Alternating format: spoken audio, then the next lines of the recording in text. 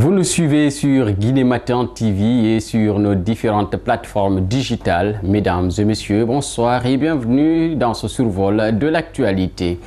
La Cour suprême s'est prononcée ce jeudi sur le litige foncier opposant l'État guinéen à Cellou Dalein Diallo et Sidya Touré, tous deux leaders politiques et anciens premiers ministres. La plus haute instance judiciaire du pays a invalidé les décrets d'attribution des domaines que Cellou Dalein Diallo et Sidya Touré revendiquent la propriété. La Cour a dit que ces décrets sont contraires à la loi. Cette décision met fin à un bras de fer politico-judiciaire qui dure depuis février 2022. Cellou Dalein Diallo et Sidya Touré vivent à l'extérieur depuis qu'ils ont été expulsés de leur résidence à Conakry par la Direction générale du patrimoine bâti. Pas de verdict ce jeudi dans le procès de l'ex-premier ministre Ibrahima Kassory Fofana à la Cour de répression des infractions économiques et financières. Et pour cause, la chambre de jugement de la dite Cour a décidé de proroger son délibéré dans cette affaire. Le juge Yacouba Konté a invoqué des difficultés de calendrier pour justifier ce renvoi. Rendez-vous est donc pris pour le 27 février prochain pour ce verdict qui va sûrement faire l'objet d'opposition d'une des parties au procès. A rappeler que Kassory Fofana est poursuivi dans ce dossier pour détournement de deniers publics, enrichissement illicite et blanchiment de capitaux. Autre dossier judiciaire dans ce flash d'information, affaire bazin gratuit à Conakry, Amabokoum, Mimis Diabaté et compagnie déférés au tribunal de première instance de Mafanko. Ils sont poursuivis entre autres pour violation des dispositions préliminaires relatives aux réunions, cortèges et défilés.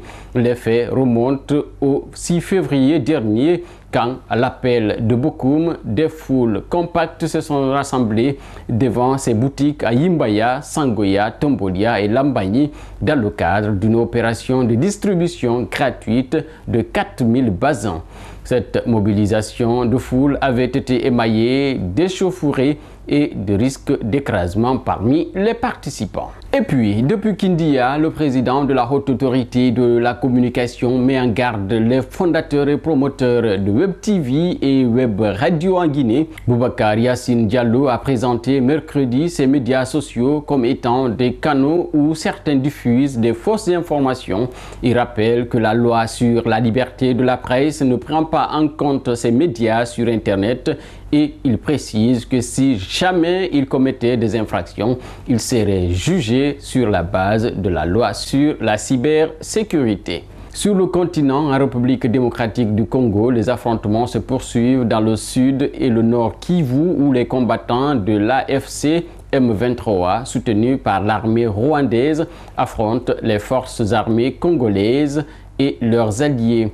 Les combats se concentrent particulièrement dans le territoire de Kalehe au sud de Kivu avec une nouvelle avancée des troupes rebelles ce jeudi. Ailleurs, dans le monde, une voiture a percuté un groupe de personnes à Munich dans le sud de l'Allemagne, faisant 28 blessés, dont certains dans un état grave, a annoncé ce jeudi la police locale. L'auteur présumé serait un demandeur d'asile afghan, rapporte l'agence France Presse.